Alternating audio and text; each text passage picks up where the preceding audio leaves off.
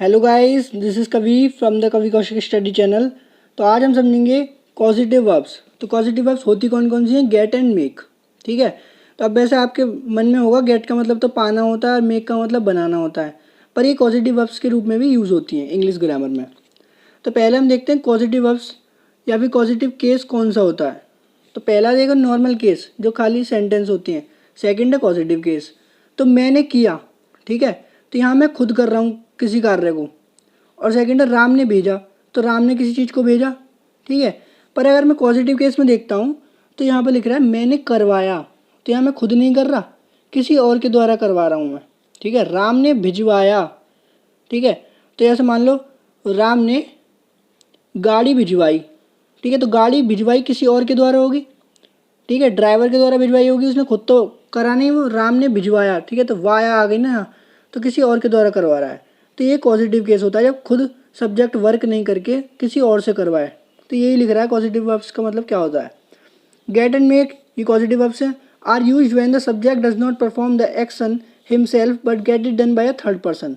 तो आपको समझ में आ गया होगा, जब सब्जेक्ट खुद कार्य न करके या फिर एक्शन न करके, वर्ब न करके, जैसे किया था, ठीक है, खुद कार्य नहीं कर रहा himself, but get it done by third person, किसी और के द्वारा करवा रहा है, तो पॉजिटिव वर्ब्स वहाँ पर यूज होंगी। तो पॉजिटिव तो आपके समझ में आ गया होगा पॉजिटिव केस क्या होता है। तो हम इसकी वर्ब्स देखते हैं, गेट एंड मेक, दोनों के रूल्स देखते हैं।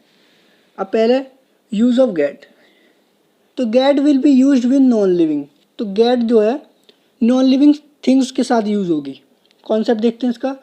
राम ने पत्र लिखवाया, तो यहाँ पर पहले हमने देखा लिखवाया, तो किसी और के द्वारा कार्य करवाया, यहाँ पर लिखवाया है। ठीक है। तो ये हम समझ गए पॉजिटिव केस का सेंटेंस है। पर पत्र है, राम ने पत्र ही तो लिखवाया है, तो पत्र यहाँ पर क्या है? निर्जीव है, नॉन लिविंग है, तो इसलिए यहाँ पर गेट का प्रयोग हुआ। तो यही लिख रही है, राम ने पत्र लिखवाया, यहाँ पर पत्र निर्जीव है, इसलिए गेट का प्रयोग मेन वर्ब की तरह होगा। ठीक है। तो गेट और मेक जो है दोनों मेन वर्ब के रूप में कार्य करती हैं अपना। तो यहाँ पर तो गेट का प्रयोग होगा मेन वर्ब की तरह। अगर लिविंग थिंग्स होगी तो वहाँ पर मेक का यूज़ होगा। दूसरी मेन वर्ब लिखना यानी राइट है, तो राम ने पत्र लिखवाया।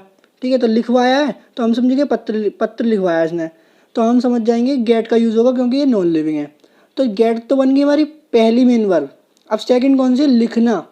राम ने पत्र लिखवाया, तो लिखवाया ही तो ये, तो लिखना हो गई राइट। तो इसकी थर्ड फॉर्म यूज़ होगी। देखिए यहाँ पर सेंटेंस देखते हैं। तो राम ने पत्र लिखवाया, तो ये पास्ट इंडेफिनिट का सेंटेंस है, तो राम लिखी पहले हमने, सब्जेक्ट लिख दिया। भैया पत्र लिखवाया, तो हम समझ गए नॉन लिविंग थिंग्स है, तो गॉट लगा दी, क्योंकि वर्ब की सेकंड फॉर्म लगती है पास्ट इंडेफिनिट में, तो गेट की गॉट हो गई। ठीक है। फिर लिखी हमने द लेटर, क्योंकि पत्र ही तो लिखवाया इसने, राम गॉट द लेटर, और लिखवाना थर्ड फॉर्म यूज़ होगी तो रिटर्न। तो अब इसका सेकंड मेन इंपॉर्टेंट टॉपिक है, इसे समझना है पहले हमको। ठीक है। तो अब देखते हैं नोट। गेट वाले वाक्यों में दूसरी मेन वर्ब की थर्ड फॉर्म ही लगती है। जैसा कि हमने यहाँ पर सेकंड मेन वर्ब राइट मतलब लिखना हो गई थी, तो यहाँ पर थर्ड फॉर्म ही लगेगी, चाहे कोई भी सेंटेंस हो गेट वाला। ठीक है। तो यहाँ पर थर्ड फॉर्म ही लगेगी। अगर मेक हो तो उसमें फर्स्ट फॉर्म लगेगी, वो भी हम देखेंगे भी। अब इसके एग्जाम्पल देख लेते हैं। I will get the letter return, तो इसका मतलब क्या है? आई है मैं, विल फ्यूचर में पहुँच गई, फ्यूचर इंडेफिनिट, मैं पत्र, I will get the letter. अब ये यहाँ पर लेटर है तो यहाँ पर गेट आ गई, ठीक है, हम समझ गए नॉन लिविंग थिंग्स है तो गेट का यूज़ होगा। तो I will get the letter return, तो इसका मतलब है मैं पत्र लिखवाऊंगा। ठीक है। अब सेकंड एग्जांपल देखते हैं। Ram should get the letter return, तो इसका मतलब क्या होगा? शुड का मतलब चाहिए होता है, तो राम को पत्र लिखवाना चाहिए, इसका मतलब ये हो जाएगा Ram should get the letter return. तो राम को पत्र समझ गए हम, गेट द लेटर, ठीक है, लिखवाना रिटर्न, थर्ड फॉर्म लगा दी। चाहिए किस लिए आया? शुड के रूप में। अब यहीं पर थर्ड एग्जांपल है इसका। Ram can get the letter return, Ram पत्र लिखवा सकता है। ठीक है। राम पत्र लिख सकता है, क्या आएगी? Ram can write a letter. ठीक है। तो ये तो हो जाएगी राम पत्र लिख सकता है। अब हम बनाएंगे राम पत्र लिखवा सकता है, तो राम कैन लगाई। अब पत्र से हमारे माइंड में आ गई गेट का यूज़ होगा। अब कैन के साथ तो फर्स्ट फॉर्म ही यूज़ होगी, तो Ram can get the letter written. पर ये जो सेकंड मेन वर्ब है इसकी थर्ड फॉर्म ही लगेगी, और ये जो मेन वर्ब ये पहली गेट है ये सेंटेंस के हिसाब से लगेगी, टेंस कौन सा है उसके हिसाब से। तो अब देखते हैं मेक का यूज। तो अब मेक को देखते हैं। Make will be use with living being, तो बस जस्ट उल्टा है, अपोजिट है गेट का। वो नॉन लिविंग बींग्स के साथ होगा, ये लिविंग बींग्स के साथ होगा। अब कॉन्सेप्ट देखते हैं इसका। राम ने मुझसे लिखवाया, ठीक है, तो मैंने ही तो लिखा है, तो मैं कौन हूँ, लिविंग बींग हूँ, सजीव हूँ। तो अब यहाँ पर हमें बिल्कुल पता पड़ जाएगा मेक का यूज़ होगा, गेट का नहीं होगा। पर यहाँ पर मैं सजीव हूँ इसलिए मेक का प्रयोग मेन वर्ब की तरह होगा, ठीक है। अब ये इंपॉर्टेंट लाइन है। दूसरी मेन वर्ब लिखना यानी राइट है, लिखवाना, तो मैं क्या करूँगा, लिखूंगा। तो राम ने मुझसे लिखवाया तो मैं लिखूंगा, राम को नहीं देखना, मुझसे देखना है, जो मैं हूँ, ऑब्जेक्ट हूँ, मैं क्या कार्य कर रहा हूँ वो देखना है। तो मैं तो लिखने का कार्य कर रहा हूँ, तो सेकंड मेन वर्ब हो जाएगी लिखना यानी राइट है, उसकी फर्स्ट फॉर्म प्रयोग होगी। मतलब मेक वाले वाक्यों में सेकंड मेन वर्ब की फर्स्ट फॉर्म ही लगती है, यही इसमें लिख रहा है नोट में। गेट वाले में थर्ड फॉर्म लगती है, मेक वाले में फर्स्ट फॉर्म लगती है। बाकी सेंटेंस के हिसाब से देखना पहली मेक की कौन सी फॉर्म लगेगी, मेक, मेड, मेड, ठीक है। अब एग्जांपल्स देखते हैं इसके। राम मेड मी राइट, ठीक है, तो राम मेड मी राइट, पहले हमने देखा राम, ठीक है, राम मेड, मेड से समझ में आ गया, पास्ट इंडेफिनिट का सेंटेंस है, सेकंड फॉर्म लग रही है। राम मेड मी, राम ने मुझसे, राइट लिखवाया, ठीक है।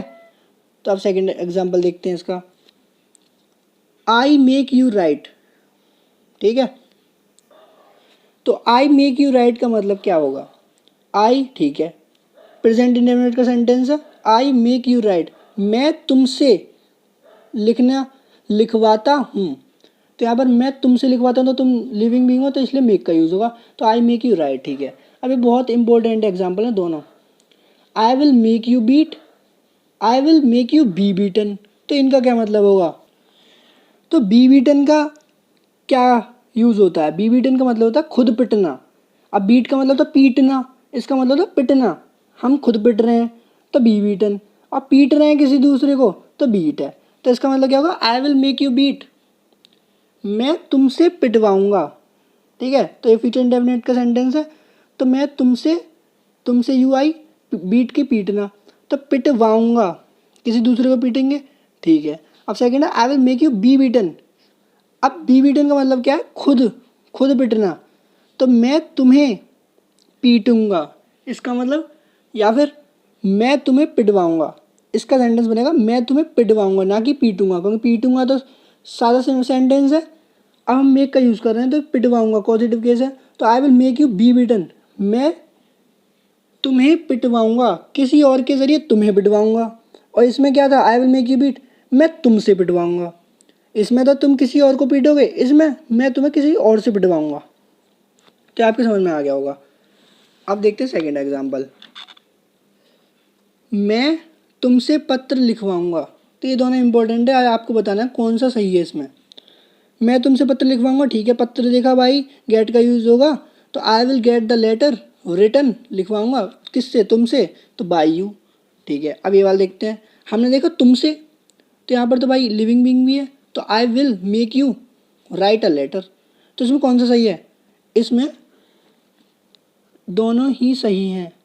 क्यों हैं, क्योंकि इसमें लिविंग थिंग्स भी है और नॉन लिविंग भी है, तो ये हम समझ जाएंगे, अगर दोनों हो तो कोई सा भी यूज़ कर सकते हैं हम। अब ये इम्पोर्टेंट है जो कि लास्ट है, smile, laugh, cry, weep, understand, happy, sad के साथ हमेशा मेक का प्रयोग होता है। ये इम्पोर्टेंट है, ये आपको लर्न करना पड़ेगा। स्माइल हुआ, लाफ, क्राई, वीप, ठीक है, तो इनके साथ मेक का प्रयोग होता है, आप गेट लगा देते, ठीक है, इसलिए मेक का यूज़ होगा, इसे लर्न कर लें। तो एग्जाम्पल देखते हैं। पहला, आई विल मेक यू हैप्पी, मैं तुम्हें खुश करूँगा, तो इसका मतलब तो मैं तुम्हें खुश करूँगा, तो ये हम समझ गए। अब सेकंड है, आई विल मेक यू वीप या क्राई, ठीक है, क्राई का मतलब चिल्लाना भी होता है और रोना भी होता है, तो मैं तुम्हें रुलाऊंगा। अब वीप और क्राई में डिफरेंस क्या है, वीप माने भी होता है रोना, क्राई माने भी रोना होता है, पर क्राई का मतलब होता है हल्ला करके रोना, जैसे बच्चे रोते हैं, तेज करके, और वीप का मतलब होता है रोना, चुपचाप रोना, आंसू निकल रहे हैं बस, और क्राई का मतलब हल्ला मचा कर रोना। ठीक है, तो ये आपको डिफरेंस भी समझ में आ गया होगा इसका। तो आप देखते हैं दोनों एग्जांपल जो कि स्टार्टिंग वाले थे, normal case and positive case वाले। तो नॉर्मल केस वाला था मैंने किया, तो ये तो बन जाएगा सेंटेंस के अनुसार पास्ट इंडेफिनिट का, तो आई डिड। सेकंड था राम ने भेजा, तो पास्ट इंडेफिनिट सेम है, राम सेंट। ठीक है, तो ये दोनों तो ईजी थे। पर अब ये दोनों एग्जाम्पल जो है पॉजिटिव केस वाले हैं, मैंने करवाया एंड राम ने भिजवाया। तो अब मैंने करवाया तो आई गॉट डन, क्या करवाया है तो हमको पता नहीं। फॉर एग्जाम्पल मान लिया हमने वर्क करवाया, तो कार्य तो भाई नॉन लिविंग है, आई गॉट डन, तो ये तो बन गया इजीली। पर ये जो इम्पोर्टेंट है ये वाला, राम ने भिजवाया, अगर हम समझते हैं राम ने मोबाइल भिजवाया मान लो, ठीक है, तो मोबाइल भिजवाया, तो मोबाइल है नॉन लिविंग, तो नॉन लिविंग के साथ तो गेट का यूज़ होगा, भिजवाया पास्ट इंडेफिनिट का, तो गेट की सेकंड फॉर्म लगेगी कि राम गॉट। ठीक है, अब भिजवाया मोबाइल किसी दूसरे के द्वारा भिजवाया होगा, ठीक है, डिलीवरी मैन के द्वारा भिजवाया होगा मान लीजिए, तो मोबाइल तो भिजवाया, तो भिजवाने की थर्ड फॉर्म लगेगी, तो ये लगेगी सेंट।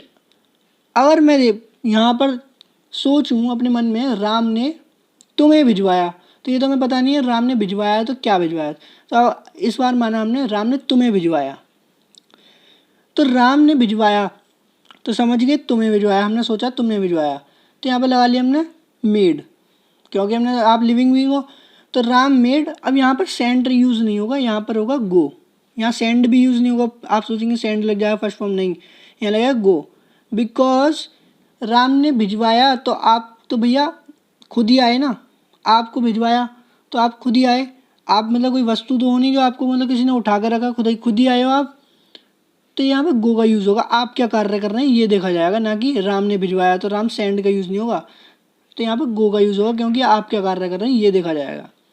तो सो गाइस अब आपको समझ में आ गया होगा पॉजिटिव वर्ब्स। अगर वीडियो अच्छी लगी हो तो लाइक करें एंड चैनल को सब्सक्राइब करें। Thank you.